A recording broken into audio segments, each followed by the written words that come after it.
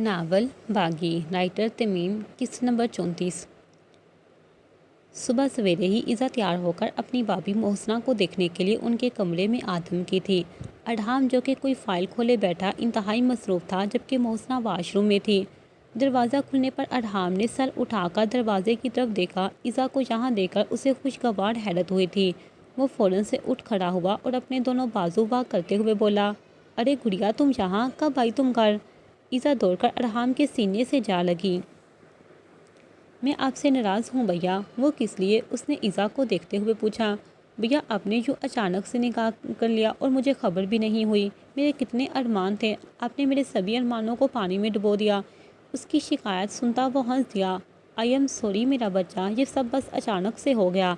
अपने भाई को यूँ माजरत करते देखकर वो जल्दी से बात बदलते हुए बोली, अच्छा छोड़े, ये बताए कि मेरी भाभी कहाँ है, नज़र नहीं आ रही। इज़ा कमरे में इधर उधर नज़रें दुराते हुए बोली। उसी वक्त मोहसना वाशरूम से बाहर निकली थी और इज़ा उसे देखते ही फ़ौरन से उसकी तरफ लपकी और उसे गले से लगा लिया। इज़ा की इस हरकत पर वो अपनी जगह हक्का बक्का रह गई। उसने सवालिया नज़रों से अरहाम की तरफ देखा, जिस पर अरहाम ने उसका तारुफ करवाते हुए कहा, ये मेरी छोटी बहन है इज़ा। मोहसना ने मुस्कुराकर इज़ा को देखा, जिस पर जवाब में इज़ा भी मुस्कुराई थी। भैया, आपकी वाइफ तो बहुत ही प्यारी और खूबसूरत हैं, सच में। हाँ बिल्कुल, चलें, क्या याद करेंगे आपको? मैंने आपको माफ़ कर दिया। अच्छा सच में? लेकिन इतनी जल्दी माफ़ी कैसे? अरहाम ने हैरत भरी आवाज़ में पूछा। मैंने आपको भाभी के लिए माफ़ किया है क्योंकि आप मुझे इतनी अच्छी और प्यारी भाभी दी है। ईसा मोहसना के गले में बाजू डाले अपने भाई को देखती लाड से बोली। उसकी बात सुनता अरहाम हल्के से हंस दिया। अच्छा चलो तुम लोग बातें करो, मुझे ऑफिस जाना है, पहले ही मैं काफ़ी लेट हो गया हूँ। अरहाम फाइलें समेटते हुए बोला। अरे ये क्या भैया, कल आपकी शादी हुई है और आज अपनी नई नवेली दुल्हन को छोड़कर ऑफिस जा रहे हैं। डेट्स नॉट फेयर भैया, भाभी को इस वक्त आपकी ज़रूरत है। आई एम सॉरी यार, आज एक बहुत ही अहम मीटिंग है और मेरा वहाँ जाना बहुत ज़रूरी है। वो कह तो इज़ा से रहा था, लेकिन देख मोहसना को रहा था, जिस पर मोहसना उसकी मजबूरी को समझती जल्दी से बोली थी, हाँ उन्हें जाना चाहिए था, हम बाद में भी तो वक्त गुजार सकते हैं क्योंकि अब हम साथ हैं। मोहसना के कहने पर अरहाम ने उसे शुक्रगुजार निगाहों से देखा था। ओके ठीक है, जाएं, इज़ा खुफगी से बोली। गुड़िया यार समझो ना, मेरा जाना ज़रूरी ना होता तो मैं ना जाता, मुझे जाना होगा, मैं जल्दी आने की कोशिश करूँगा। ओके, अल्लाह हाफिज़। ये कहता अरहाम फाइलें समेट कर वहाँ से निकल गया। अरहाम के जाते ही इज़ा मोहसना का हाथ पकड़कर उसे बेड पर बिठाते हुए बोली, चले भाभी बैठकर गपशप लगाते हैं। जब मुझे मॉम ने भैया की शादी के बारे में बताया, मैं तो शॉक्ड ही रह गई थी। रात ही को मैं आपसे मिलने आ रही थी, लेकिन मॉम ने मुझे रोक लिया था। मोहसना फर बातें करती इज़ा को देख रही थी। वो सच में अपनी माँ से बहुत मुख्तलिफ थी। वो बहुत प्यारी लड़की थी। इज़ा काफ़ी देर तक मोहसना के साथ गपशप लगाती रही। रुमाना शहाब जब चक्कर लगाने उनके रूम में गई तो अपनी बेटी को यूँ खुश देखकर उसे बहुत अच्छा लगा। ज़रूरी मीटिंग अटेंड करते ही अरहाम को रुमाना शहाब की कॉल आ गई थी कि वो जल्दी घर पहुँचे, क्योंकि आज उसने मोहसना को उसके मायके ले जाना था। वो खुद नहीं जा रही थी क्योंकि उनकी किसी फ्रेंड का एक्सीडेंट हो गया था, उसे हॉस्पिटल जाना था। जब अरहाम घर पहुंचा तो मोहसना बिल्कुल तैयार थी। वो फुल मेकअप में बहुत खूबसूरत लग रही थी। उसे इज़ा ने तैयार किया था। मोहसना ने बहुत मना किया, लेकिन इज़ा ने उसकी एक ना सुनी। रुमाना शहाब के हुक्म पर अरहाम भी तैयार होकर बाहर आया। वो दोनों जाने ही लगे थे कि इज़ा भी तैयार होकर वहाँ भाग गई कि वो भी उनके साथ चलेगी। हाँ ज़रूर, क्यों नहीं। वो दोनों इज़ा को लेकर रवाना हुए। मोहसना जब अपनी अम्मी के घर में दाखिल हुई तो उसने अनीसा को वहीं मौजूद पाया। अरे मोहसना, तुम? अनीसा। वो दोनों भागकर एक दूसरे के गले से लग गई। फाखरा और मुदस्सर अरहाम से मिलने लगे। अनीसा से मिलने के बाद मोहसना अपनी वालदा और बाई से मिली और फिर उन सब से इज़ा का तारुफ करवाया। फाखरा उन्हें ड्राइंग रूम में ले आई। अरहाम मुदस्सर और फाखरा के साथ बातें कर रहा था और वो तीनों यानी मोहसना, अनीसा और इज़ा एक साथ बैठी गपशप लगा रही थी। अनीसा इज़ा को मोहसना की शरारतों के बारे में बता रही थी कि वो बहुत शरारती हुआ करती थी। जब अनीसा ने उसे तलहा के घर से जामन चोरी करने वाला किस्सा सुनाया तो इज़ा हंसे बगैर न रह सकी। मोहसना ने अनीसा को बहुत रोका, लेकिन वो अनीसा ही क्या जो बाज आ जाए। यहाँ आकर मोहसना का उदास चेहरा यकदम खुल सा गया था। वो बात बात पर हंस रही थी और अरहाम, जो कि ये समझ बैठा कि वो बहुत कमगो लड़की है, उसे यहाँ यूँ देखकर हंसते मुस्कुराते देखकर वो हैरान ही हो रहा था। तलहा को मोहसना के आने का पता चला तो वो फ़ौरन से उससे मिलने वहाँ चला आया। وہ باری باری سب سے ملا، محسنہ اور ارحام کا حال چال پوچھا۔ طلحہ ارحام کے ساتھ بیٹھا باتیں کر رہا تھا، فاخرہ چائے کے ساتھ دیگر لوازمات لے آئی۔ سب باتیں کرنے کے ساتھ ساتھ چائے سے بھی لطف اندوز ہو رہے تھے۔ یہاں آ کر ایزا کو بہت اچھا محسوس ہو رہا تھا۔ یہاں کا ماحول اس گھر کے گھٹن زدہ ماحول سے یکسر مختلف تھا۔ اپنی بیٹی کو یوں خوش دیکھ کر فاخرہ کا ڈیروں سیر خون بڑھ گیا تھا۔ طلحہ نے ارحام کو مخاطب کرتے ہوئے کہا، یہ میری چھوٹی بہن ہے، اگر اس سے کبھی کوئی غلطی ہو جائے تو درگزر کر لینا، مجھے یہ بہت عزیز ہے۔ ارحام نے مسکراتے ہوئے سر ہاں میں ہلایا، تمہیں پتہ ہے یہ بہت شرارتی ہے۔ طلحہ اب ارحام کو محسنہ کی شرارتوں اور اس کے جامن چوری کرنے والا قصہ سنا رہا تھا، جسے سن کر وہ حیرانگی سے محسنہ کو دیکھنے لگا، جو خفگی سے طلحہ کو گھورے چاہ رہی تھی کہ انہوں نے ایسا کیوں کیا، لیکن طلحہ کو اس کی گھوریوں سے کوئی فرق نہیں پڑ رہا تھا۔ باقی سب طلحہ کی باتوں سے لطف اندوز ہو رہے تھے۔ ارحام طلحہ کی باتیں سنتا ہلکے سے ہنس رہا تھا۔ آج کے دن اس کی زندگی کا بھی سب سے یادگار دن تھا، کیونکہ کام کی زیادتی اور رشتہ دار نہ ہونے کی وجہ سے اسے کبھی موقع ہی نہ ملا تھا کہ اپنوں کے ساتھ یوں گل مل کر وقت گزار سکے، لیکن آج ان سب کے ساتھ یہ وقت گزارتے ہوئے اسے بہت اچھا لگ رہا تھا۔ آج کے دن ان سب نے ایک ساتھ وقت گزار کر خوب انجوائے کیا تھا۔ رات گئے جب وہ تینوں لوٹنے لگے تو ایزا کا دل چاہا کہ وہ انکار کر دے، وہ اپنے اس گھٹن زدہ گھر میں واپس نہیں جانا چاہتی تھی جہاں پر اس کا دم گھٹتا تھا، لیکن کیا کرتی، جانا تو تھا اسے۔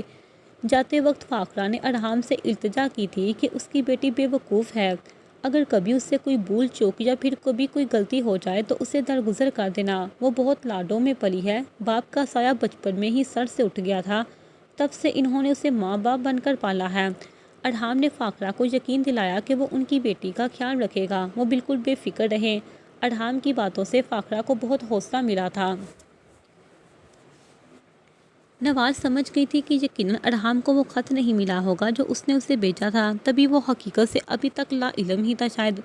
اس نے سوچا کہ کیوں نہ وہ خود ارحام کے آفس جا کر اسے اس حقیقت سے آگاہ کرے اور اسے اس کی ماں کے بارے میں سب کچھ بتا دے۔ یہی سوچ کر وہ ارحام شہاب کے آفس چلی آئی تھی۔ اسے یقین تھا کہ اس کی پوری بات سننے کے بعد ارحام کو یقین ہو جائے گا کہ اس کی ماں نے ان کے ساتھ کیا کچھ غلط کیا ہے۔ ابھی وہ آفس میں داخل بھی نہ ہوئی تھی کہ آفس کے باہر سے ہی اپنا کولیگ نوید مل گیا، جو اسی کے ساتھ اس آفس میں کام کرتا تھا۔ ارے مس نوال، آپ یہاں؟ ارے نوید، تم کیسے ہو؟ میں بالکل ٹھیک، آپ سنائیں کہاں چلی گئی تھی؟ اس سوال پر وہ خاموش ہو گئی تھی، تبھی اس نے ملازماؤں کو مٹھائیوں کے ڈبے آفس لے جاتے دیکھ کر پوچھا، ارے یہ مٹھائیاں کس خوشی میں تقسیم کی جا رہی ہیں؟ سب خیریت ہے؟ ارے آپ کو نہیں پتا کیا، یہی کہ سر ارحام نے شادی کر لی ہے۔ کیا شادی؟ نوال کو لگا کہ اس نے کچھ غلط سن لیا ہے۔ ہاں، ان کی شادی ہو چکی ہے اور اسی خوشی میں میڈم نے پورے آفس ورکرز کے لیے مٹھائی بھجوائی ہے۔ آپ بھی آئے نا؟ نہیں بہت شکریہ، مجھے کہیں کام سے جانا تھا، پھر ملتے ہیں۔ ٹھیک ہے۔ نوال وہیں سے پلٹ گئی تھی۔ اسے یقین ہی نہیں آ رہا تھا کہ ارحام نے شادی کر لی ہے۔ وہ رو رہی تھی، اس کی محبت اس سے چھین لی تھی رومانہ شہاب نے۔ اب اس کے پاس بتانے کو رہ ہی کیا گیا تھا؟ وہ جس آسرے پر یہاں آئی تھی کہ شاید سب کچھ جاننے کے بعد ارحام شہاب اسے اپنا لے گا، لیکن جہاں تو سب کچھ برباد ہو چکا تھا، وہ مردہ قدموں سے واپس روانہ ہو گئی۔ ہاں آپ بتاؤ کہ سلویٰ کہاں ہے؟ ربیہ شاہ صوفے پر بیٹھتے ہوئے بولی۔ آنٹی، اگر میں نے آپ کو اصلیت بتا دی تو آپ غصہ تو نہیں ہوں گی نا؟ آپ بتاتی ہو کہ نہیں؟ تم اب مجھے غصہ دلا رہی ہو انمول۔ اچھا ٹھیک ہے، بتاتی ہوں۔ وہ بات دراصل یہ ہے کہ انمول نے الف سے لے کر یہ تک پوری کہانی سنا ڈالی، جسے سننے کے بعد ربیہ شاہ کو لگا کہ وہ سانس نہیں لے پائیں گی۔ ان کی بگڑتی حالت دیکھ کر انمول اب پریشان ہو گئی تھی۔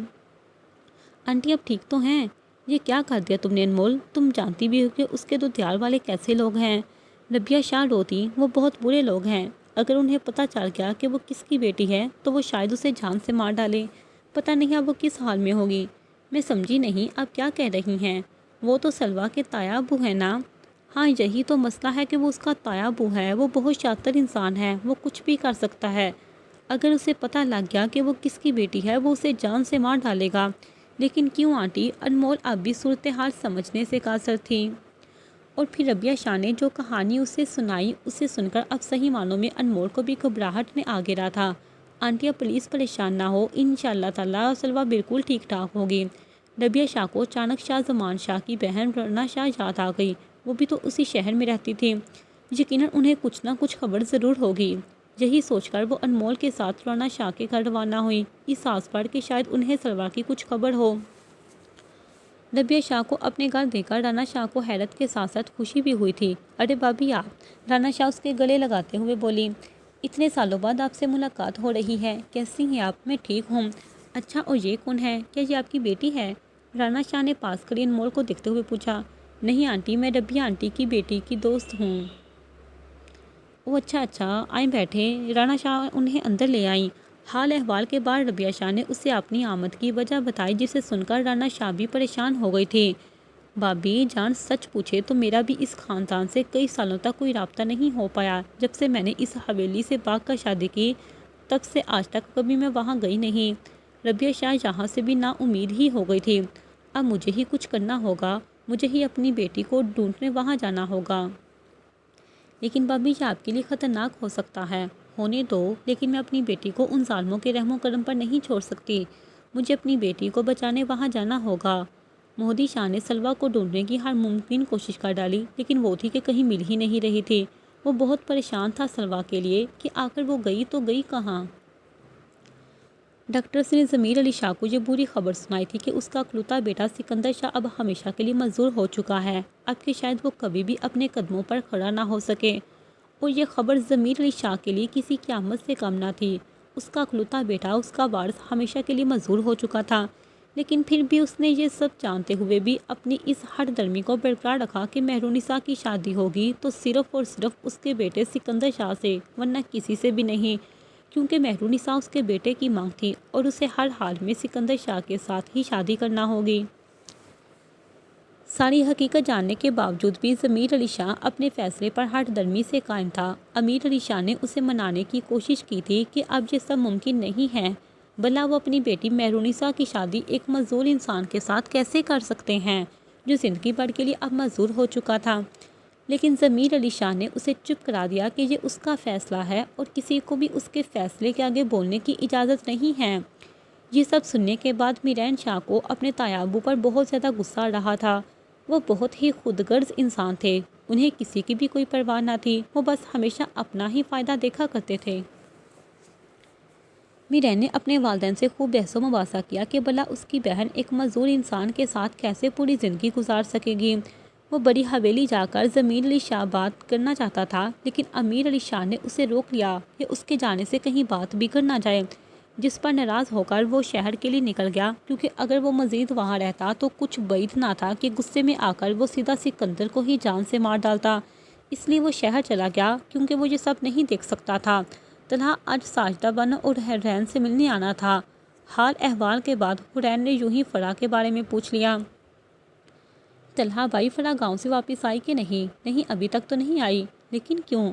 اتنے دن ہو گئے، ابھی تک تو اسے آ جانا چاہیے تھا۔ ہاں، میں بھی یہی سوچ رہا ہوں کہ اب تک تو اسے آ جانا چاہیے تھا۔ میری اس سے بات چیت نہیں ہو سکی، میں آج اسے کال کر کے پوچھوں گا۔ حرین خاموش ہو گئی۔ اسے فرح سے ملنے کی بہت آرزو ہو رہی تھی، وہ اس لیے کہ اس کی سہیلی کا نام بھی فرح ہی تھا۔ گھر آتے ہی طلحہ نے سب سے پہلے فرح کو ہی کال کی تھی۔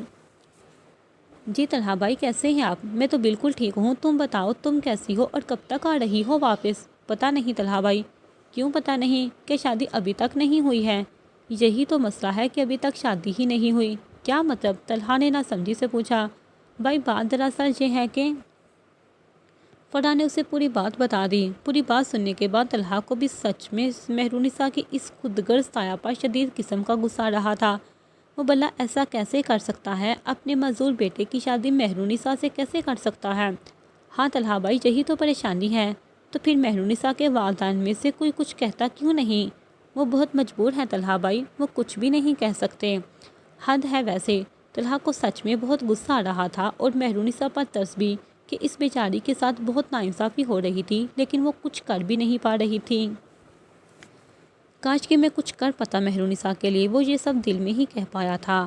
عروج اور دانیال پر پاشا کی مکاری عیاں ہو چکی تھی، وہ بس انہیں اپنے فائدے کے لیے استعمال کرتا رہا تھا اور آگے بھی ان کا استعمال کرنے کا ارادہ تھا۔ اب بس بہت ہوا، بہت کر لی ہم نے اس کی غلامی، اب اور نہیں۔ اب ہمیں اس غلامی سے خود کو آزاد کرنا ہے۔ دونوں بہن بھائی نے ایک فیصلہ کیا تھا کہ کس طرح وہ پاشا کی قید سے خود کو اور اپنے باپ کو بچا سکتے ہیں۔ अरूज एक बार फिर से तहखाने में मौजूद अली रज़ा से मिलने चली आई थी। उसे अपने सामने देखकर अली रज़ा का खून खौल उठा था। वो नफरत भरी निगाहों से सामने बैठी अरूज मराज को देख रहा था, जिससे कभी उसने मोहब्बत की थी। उसकी आंखों में छुपी अपने लिए नफरत देखकर अरूज को बहुत तकलीफ हुई थी, लेकिन अब जबकि पाशा का सच सामने आ चुका था तो वो भी अपना मन बदल चुकी थी। अब वो पाशा के दुश्मनों का साथ देना चाहती थी। इसी तरह ही वो पाशा को शिकस्त दे सकती थी, उससे गद्दारी करके। मैं जानती हूँ कि तुम मुझसे नफरत करते हो और तुम्हारी नफरत बजा है। मैंने जो कुछ भी किया वो बिल्कुल गलत था। वो सर झुकाए शर्मिंदगी से कह रही थी, और मुझे अपने किए पर आज वाकई में शर्मिंदगी हो रही है। अगर तुम ये सोच रही हो कि इस तरह की बातें करके तुम एक बार फिर से मुझे बेवकूफ़ बना लोगी तो ये तुम्हारी भूल है अरूज मराज। अब मैं तुम्हारी बातों में नहीं आने वाला। मैं सच कह रही हूँ रज़ा, मेरा यकीन करो। मैंने जो कुछ भी किया वो सब मजबूरी में किया था। वो सब पाशा का प्लान था। अगर मैं उसकी बात ना मानती तो वो मेरे बाबा को मार डालते। अच्छा, तो फिर अब ऐसा क्या हो गया कि तुम्हें उस पर शर्मिंदगी होने लगी? अली रज़ा उस पर तंज करते हुए बोले, क्योंकि पाशा ने हमसे वादा किया था अगर हम उसकी बात मान लें और उसके दुश्मनों को एक एक करके उसकी कैद में ले आएँ तो वो हमारे बाबा को छोड़ देगा। लेकिन वो वादा खिलाफ निकला और उसने हमें धोखा दे दिया। ये कहते हुए अरूज आंसुओं पर जब्त खो बैठी और फूट फूट कर रो पड़ी। मेरा यकीन करो अली रज़ा, यही सच है। मैं बहुत मजबूर थी। मेरे पापा पाशा की कैद में थे। अगर मैं उनकी बात ना मानती तो वो मेरे बाबा को मार डालते। अरूज ने आंसुओं के दरमियान अली रज़ा को पूरी रुदास सुना डाली। वो आंसू साफ करते हुए बोली, अब मैं पाशा को उसकी जुबान में जवाब दूंगी। धोखे के बदले धोखा, मैं उसे छोड़ूंगी नहीं। वो अली रज़ा को देखते हुए बोली, अगर हो सके तो मुझे माफ़ कर देना रज़ा। मैंने जो कुछ भी तुम्हारे साथ किया मुझे उस पर शर्मिंदगी है। मैं वादा करती हूँ कि तुम्हारे लिए मुझसे जो कुछ भी हो सका मैं वो करूँगी, और तुम्हें यहाँ से निकालने की हर मुमकिन कोशिश करूँगी। मुझ पर बस एक आखिरी बार भरोसा करो। अडू ये सब कहकर वहाँ से उठकर चली गई, लेकिन अली रज़ा को सोचने पर मजबूर ज़रूर कर गई थी। उसके आंसू झूठे नहीं थे, शायद वो सच कह रही थी। ये अली रज़ा ने दिल में कहा था। पाशा के धोखा देने पर दानियाल भी पाशा पर शदीद गुस्सा था। अभी वो पाशा के ज़माने खड़ा उसी से ही बहस कर रहा था। पाशा, तुमने हमसे वादा किया था कि तुम्हारा काम करने के बाद तुम हमें और बाबा को छोड़ दोगे, तो फिर तुम अपने वादे से कैसे मुकर सकते हो? पाशा उसकी बात सुनकर हंसते हुए बोला, कुछ वादे अपने मुफाद के लिए तोड़ने पड़ते हैं। तुम ऐसा कैसे कह सकते हो? ये बेईमानी है हमारे साथ। चलो बेईमानी ही सही। अब जबकि सब पता चल गया है तो मेरा साथ दो। मैं बहुत ताकतवर हूँ और तुम्हारे बहुत काम आ सकता हूँ। मेरे साए में रहकर तुम बहुत कुछ हासिल कर सकते हो। मुझे कुछ भी नहीं चाहिए, मुझे बस हमारी आज़ादी चाहिए। ये क्या?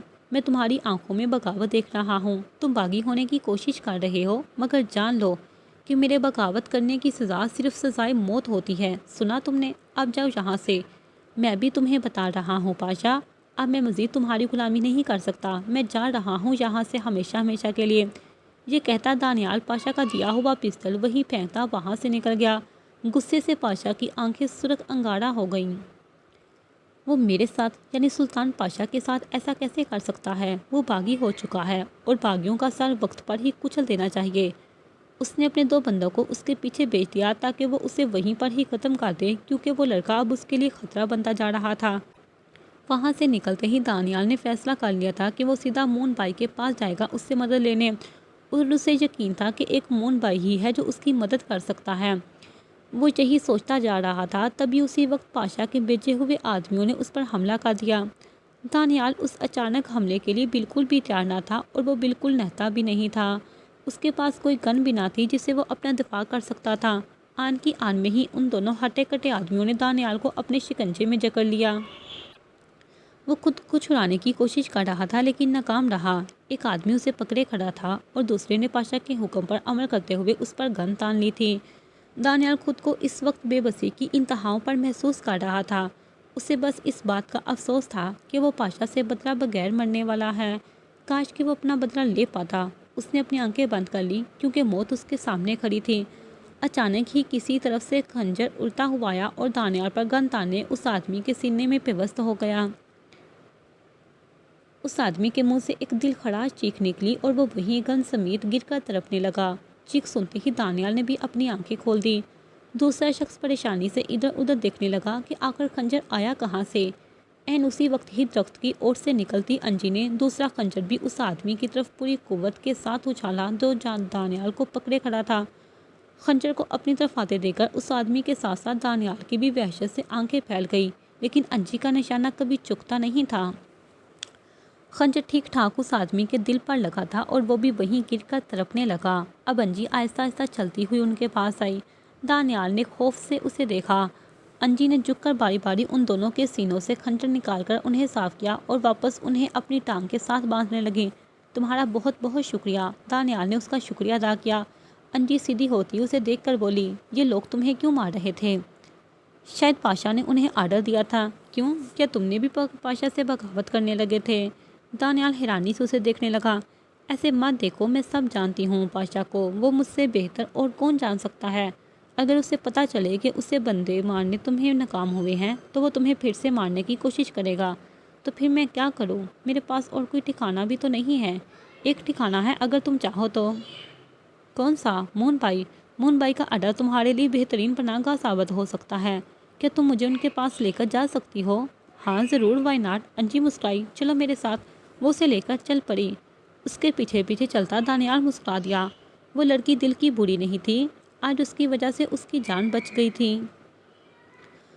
اگر وہ اسے وقت پر نہ بچاتی تو آج ان کی جگہ اس کی لاش پڑی ہوتی۔ انجی دانیال کو لے کر سیدھی مون بھائی کے ٹھکانے پر آ گئی۔ دانیال کو دیکھ کر مستقیم نے اس کے آنے کی وجہ پوچھی اور جواب میں دانیال نے پاشا کے بارے میں سب کچھ بتا دیا کہ اس نے ان کے ساتھ وعدہ خلافی کی ہے اور اب وہ اسے بدلہ لینا چاہتا ہے۔ مستقیم نے اسے اپنی ٹیم میں آنے کے لیے خوش آمدید کہا تھا کیونکہ اسے ایسے ہی انتقام کی آگ میں جلتے لوگوں کی ضرورت تھی جو پاشا کو جلا کر راکھ کر دینا چاہتے ہوں۔ بس اب پاشا پر آخری وار کرنا باقی تھا۔ پاشا کو خبر مل گئی تھی کہ دانیال اس کے بھیجے گئے آدمیوں سے بچ نکلا ہے اور وہ اسے یقین تھا کہ ہونا وہ ضرور مون بائی کی طرف ہی گیا ہوگا۔ دوسری طرف عروج کو بھی پتہ لگ گیا تھا کہ بغاوت کرنے کی وجہ سے پاشا نے اس کے بھائی کو جان سے مارنے کے لیے اپنے 2 آدمی بھیجے تھے، لیکن خوش قسمتی سے دانیال ان سے بچ نکلا۔ عروج نے کچھ سوچ کر انجی کو ملنے کے لیے ایک ایسی جگہ بلوایا تھا جہاں پر پاشا کو اس بارے میں خبر نہ ہو۔ کیا ہے؟ کیوں بلایا ہے مجھے؟ اب کیا کہنا چاہتی ہو مجھ سے؟ انجی سینے پر ہاتھ باندھے ناگواری سے اسے دیکھتے ہوئے بولی۔ عروج مرا شرمندگی کی تھا گہرائیوں میں ڈوب گئی تھی، وہ سر جھکائے کہنے لگی، آئی ایم سوری انجی، میں اپنے کیے پر بہت پشیمان ہوں۔ اوہ، تو اس کا مطلب ہے کہ تم نے بھی پاشا کا اصل چہرہ دیکھ لیا ہے، اس لیے تم پشیمان ہو۔ انجی اس پر طنز کر رہی تھی۔ میں سچ میں بہت زیادہ پشیمان ہوں اپنی ان حرکتوں پر، مجھے معاف کر دو۔ باتوں کو گھمانے پھرانے کی ضرورت نہیں ہے، اصل پوائنٹ کی طرف آؤ۔ انجی نے رخائی سے جواب دیا، مجھے تمہاری ہیلپ چاہیے۔ کیسی ہیلپ؟ انجی اسے دیکھتے ہوئے بولی، مجھے پاشا سے بدلہ لینا ہے۔ اس کی بات سنتی انجی اسے ہر زاویے سے دیکھنے لگی۔ اگر جو تم مجھے دھوکہ دینے کی کوشش میں ہو تو ایک بات اچھی طرح سے جان لو تم عروج مراج، میں کوئی معمولی لڑکی نہیں ہوں۔ انجی ہوں میں، انجی جو خود مرنے سے پہلے اپنے دشمن کو مار کر ہی مرتی ہے۔ اگر تم مجھے دھوکہ دینے کی کوشش میں ہو تو اس غلط فہمی سے نکل آؤ، جان سے ماری جاؤ گی تم میرے ہاتھوں۔ میں سچ کہہ رہی ہوں انجی، مجھے تمہاری مدد چاہیے۔ میں ماضی کو بھلا کر تم سے ہاتھ ملانا چاہتی ہوں تاکہ پاشا سے بدلہ آسانی سے لے سکوں۔ اب میرے پاس کھونے کو کچھ بھی نہیں ہے۔ کاش کہ میں بہت پہلے تمہاری بات مان لیتی تو اب یہاں نہ ہوتی، لیکن اب بھی دیر نہیں ہوئی، میں اپنے ماضی میں کی گئی غلطیوں کو سدھارنا چاہتی ہوں۔ انجی اسے دیکھنے لگی، شاید وہ سچ کہہ رہی تھی۔ ٹھیک ہے، میں تیار ہوں۔ اس کی بات سن کر عروج خوش ہو گئی۔ تھینک یو سو مچ انجی۔ اچھا بتاؤ کیا چاہتی ہو مجھ سے؟ میرا ایک پیغام مون بائی تک پہنچاؤ گی؟ بولو۔ عروج نے کوئی بات اسے بتائی جسے سن کر انجی نے کہا، ٹھیک ہے، میں مون بائی تک تمہارا یہ پیغام پہنچا دوں گی۔ تھینکس۔ اور یہ بھی پوچھنا تھا کہ دانیال کیسا ہے؟ تم اس کی بالکل بھی فکر نہ کرو، وہ بالکل ٹھیک اور مزے میں ہے۔ میں نے اسے پاشا کے آدمیوں سے بچا لیا تھا۔ تمہارا بہت بہت شکریہ انجی، میں تمہاری احسان مند ہوں۔ کوئی بات نہیں، اب ہم ایک ہی کشتی کے مسافر اور ایک ہی ٹیم میں ہیں، تو نو تھینکس، نو سوری۔ انجی نے مسکراتے ہوئے اس کی طرف دوستی کا ہاتھ بڑھایا جسے ایک سیکنڈ کی بھی دیر کیے بغیر عروج نے تھام لیا تھا۔ اب وہ ایک ہی ٹیم میں تھی، ان کا بس ایک ہی مقصد تھا اور وہ تھا پاشا کو جان سے مار ڈالنا۔ نوین نے روحان کو بتایا کہ اس کے لیے ایک رشتہ آیا تھا، لیکن لڑکا بڑی عمر کا تھا جس کی وجہ سے اس کی ماں نے اس رشتے سے انکار کر دیا۔ یہ سن کر رکنا پریشان ہو گیا تھا کہ اگر اس نے تھوڑی اور دیر کر دی تو کچھ بعید نہیں کہ وہ نوین کو ہمیشہ ہمیشہ کے لیے کھو دے۔ اس نے کچھ سوچا اور سیدھا مون بائی سے بات کرنے ان کے پاس چلا آیا، کیونکہ اس کی فیملی اب بس وہی تھی۔ اس نے اپنے دل کی بات مستقیم کے سامنے رکھی کہ وہ نوین سے شادی کرنا چاہتا ہے۔ اس کی یہ خواہش سن کر مستقیم مسکرایا۔ مجھے بہت اچھا لگا تمہارا یہ فیصلہ سن کر۔ نوین مجھے بھی اپنی بہن کی طرح عزیز ہے اور مجھے لگتا ہے یہی تم سے بہتر اور کوئی نہیں ہو سکتا اس کے لیے۔ مستقیم کی بات سنتا روحان خوش ہو گیا، لیکن مجھے لگتا ہے کہ اب جب کہ تمہاری یادداشت واپس آ چکی ہے تو تمہیں سب سے پہلے اپنی والدہ کے پاس جا کر انہیں یہ خوشخبری سنانی چاہیے۔ وہی اس کی خوشخبری کی سب سے زیادہ حقدار ہیں، اور ان سے کہنا کہ وہ نوین کے گھر باقاعدہ رشتہ لے جائیں تمہارا۔ لیکن مون بھائی، میں آپ کو چھوڑ کر کیسے جا سکتا ہوں؟ تمہیں میری فکر کرنے کی ضرورت نہیں، تمہیں اب اپنی فیملی کے پاس جانا چاہیے۔ نہ جانے تمہارے جانے کے بعد وہاں کیا کچھ ہوا ہوگا، اور تم ہماری فکر نہ کرو، ہم سب سنبھال لیں گے۔ جی مون بھائی، روحان نے مستقیم کی بات مان لی تھی۔ وہ سب دوستوں سے ملتا وہاں سے روانہ ہو گیا۔ جاتے جاتے اس کا دل بہت زوروں سے دھڑک رہا تھا، یہ سوچ کر کہ جانے اس کے غائب ہو جانے کے بعد وہاں کیا کچھ ہوا ہوگا، اس کی والدہ پر کیا بیتی ہوگی جب انہیں اس کی گمشدگی کی خبر ملی ہوگی، اور وجدان آگا انہوں نے سب کو کیا بتایا ہوگا اس کے بارے میں۔ یہی سوالات تھے جو اس کے ذہن میں کلبلا رہے تھے۔ اب ان سب کا جواب وہاں جا کر ہی ملنا تھا۔ سلویٰ کو سمجھ نہیں آ رہا تھا کہ آخر یہ معاملہ کیا ہے۔ اس تہہ خانے میں اس کے والد کے علاوہ باقی کی قبریں کس کی ہیں؟ تہہ خانے کی دیواروں پر زنجیروں سے بندھے وہ انسان جو اب ڈھانچوں میں تبدیل ہو چکے تھے، کون تھے یہ سب؟ اور یہ بوڑھا لاغر سا انسان جو مرنے کے بالکل قریب تھا، اور وہ لڑکی زلیخا؟ ان سب کے بارے میں وہ سوچ سوچ کر پاگل ہو رہی تھی، لیکن ان سب کے جوابات تو اس کے پاس بھی نہ تھے۔ آخر مجھے ان سب کے بارے میں پتہ کیسے چلے گا؟ اسے یہ سب جاننے میں دلچسپی تو تھی، وہ سب کچھ جاننا بھی چاہتی تھی، لیکن کون بتائے گا اسے یہ سب؟ وہ کرسی کو گھسیٹتی ہوئی ایک کے بعد ایک کمرے میں جاتی چلی گئی۔ دیواروں پر جا بجا انسانوں کے ڈھانچے لٹکے ہوئے تھے۔ یہ سب دیکھنا اس کے لیے بہت خوفناک تجربہ تھا۔ آخرکار وہ اس کمرے میں پہنچ ہی گئی جہاں پر وہ بوڑھا آدمی زنجیروں سے بندھا ہوا تھا۔ سلویٰ اسے غور سے دیکھنے لگی۔ تبھی اچانک ہی اس بوڑھے نے اپنی آنکھیں کھول دیں۔ یہ دیکھتے ہی سلویٰ کی خوف سے چیخ نکل گئی۔ ہائے اللہ، کر گئی سلویٰ تم! جان پیاری ہے تو بھاگ یہاں سے! سلویٰ کرسی کو گھسیٹ کر واپس جانے کو مڑی ہی تھی کہ وہ بوڑھا آدمی بڑی آہستگی سے اسے پکارنے لگا، زلیخا! غالباً وہ اسے زلیخا سمجھ کر پکار رہا تھا، شاید وہ اسے صحیح سے پہچان نہیں پایا تھا۔ سلویٰ نے نہ چاہتے ہوئے بھی اپنا رخ اس کی طرف پھیر لیا تھا، اور پھر ذرا سا کرسی کو گھسیٹ کر اس کے قریب آئی۔ وہ بوڑھا اسے غور سے دیکھنے کی کوشش کرنے لگا، کیونکہ اسے سلویٰ کی شکل دھندلی سی دکھائی دے رہی تھی۔ زلیخا! اس نے پھر سے اسی نام سے سلویٰ کو پکارا۔ بابا جی، میں زلیخا نہیں ہوں، میرا نام سلویٰ شاہ زمان شاہ ہے۔ آپ یہ بتائیں کہ آپ یہاں قید کیوں ہیں، اور کتنے عرصے سے یہاں قید ہیں؟ کس نے آپ کو یہاں پر قید کیا ہے، بتائیں مجھے۔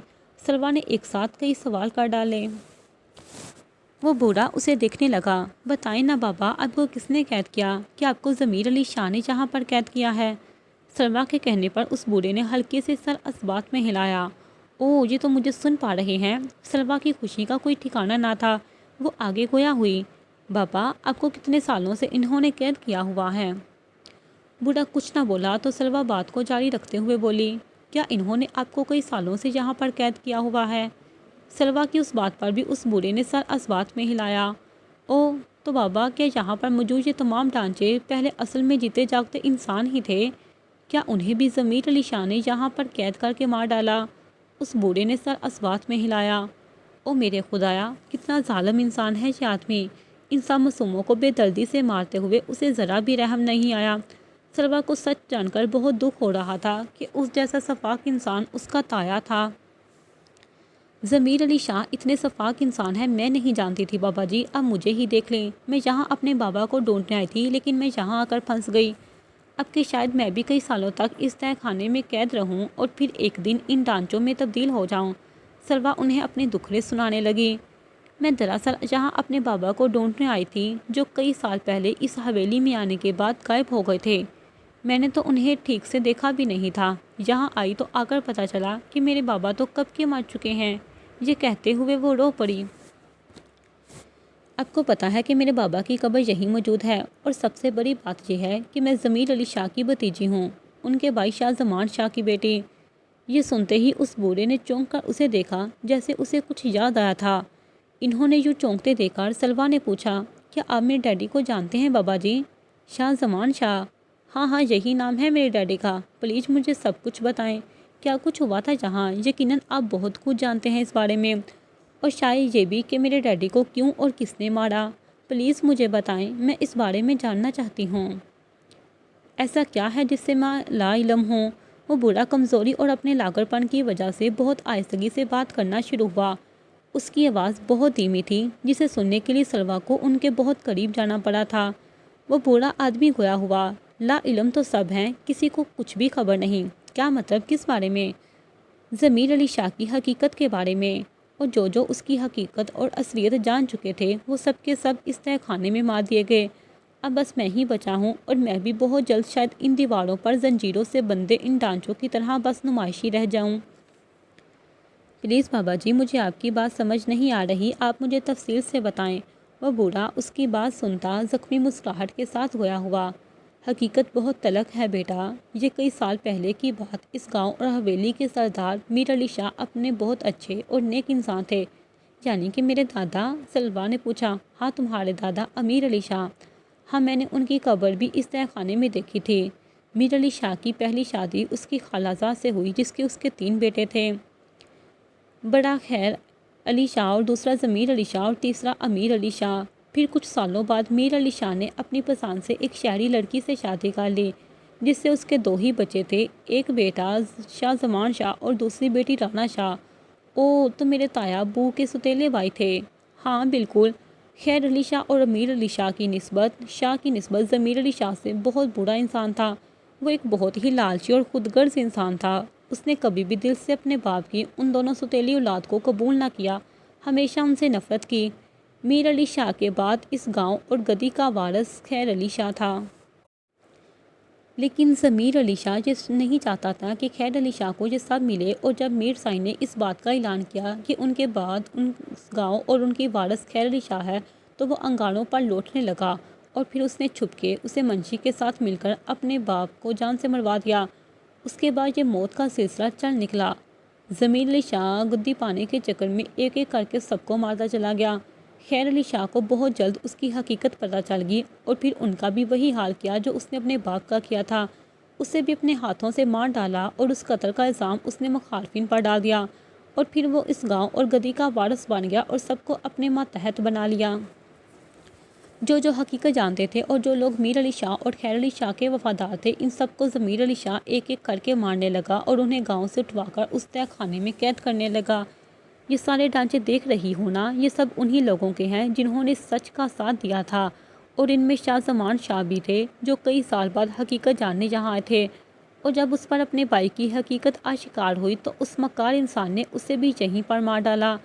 یہ سنتے ہوئے کئی آنسو ٹوٹ کر سلوا کے گالوں پر بہہ آئے۔ یعنی کہ میرے بابا کا قاتل ضمیر علی شاہ ہے؟ ہاں، اسی نے ہی ان سب کو بہت بے رحمی سے مارا ہے، اور یہ حقیقت اب کوئی بھی نہیں جانتا، اور جو بھی جانتا تھا وہ سب کے سب مارے گئے۔ بس اب میں ہی ایک واحد انسان بچا ہوں جو ان سب کا گواہ ہے۔ میں کتنی بد نصیب ہوں۔ میں اپنے باپ کا بدلہ لینے آئی تھی، لیکن میں نہ لے سکی۔ کاش کہ میں مرنے سے پہلے اپنے بابا کا بدلہ لے پاتی۔ کاش میں اس ضمیر علی شاہ کو اس کے کیے کی سزا دلا پاتی۔ تبھی وہاں آہٹ سنائی دی، کوئی اس طرف آ رہا تھا۔ یہ محسوس کرتے ہی سلوا فوراً سے وہاں سے کرسی کے ساتھ خود کو گھسیٹتی ہوئی وہاں سے چلی آئی۔ اب وہ سوچ رہی تھی کہ کیسے وہ اس تہہ خانے سے نکلے گی۔ کوئی بھی راستہ تو نہ تھا۔ کاش کہ وہ ایک بار یہاں سے نکل پائے۔ یہاں سے نکلتے ہی اس نے وعدہ کیا تھا کہ سب سے پہلے وہ اس بے رحم اور سفاک انسان کو سزا دلوائے گی جو اتنے سارے معصوم لوگوں کا قاتل تھا، جو اس کے دادا، اس کے بابا اور مہدی کے باپ کا بھی قتل تھا۔ کیا میر مہدی اس بارے میں جانتا ہے؟ نہیں، وہ کیسے جان سکتا ہے؟ تب تو وہ بہت چھوٹا ہوگا۔ اگر اسے پتہ چل جائے کہ اس کے باپ کو کسی اور نے نہیں بلکہ اس کے جان سے پیارے چاچا، جسے وہ اپنے باپ سے بھی زیادہ پیار کرتا ہے، اس نے مارا ہے، تو پھر وہ کیا کرے گا؟ کاش کہ میں میر مہدی کو ان سب بارے میں بتا پاتی۔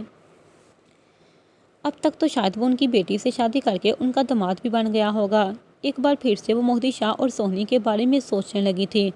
اسے نہ جانے کیوں بہت برا محسوس ہو رہا تھا، یہ سوچ کر کہ مہدی شاہ نے دوسری شادی کر لی ہے۔ جاری ہے۔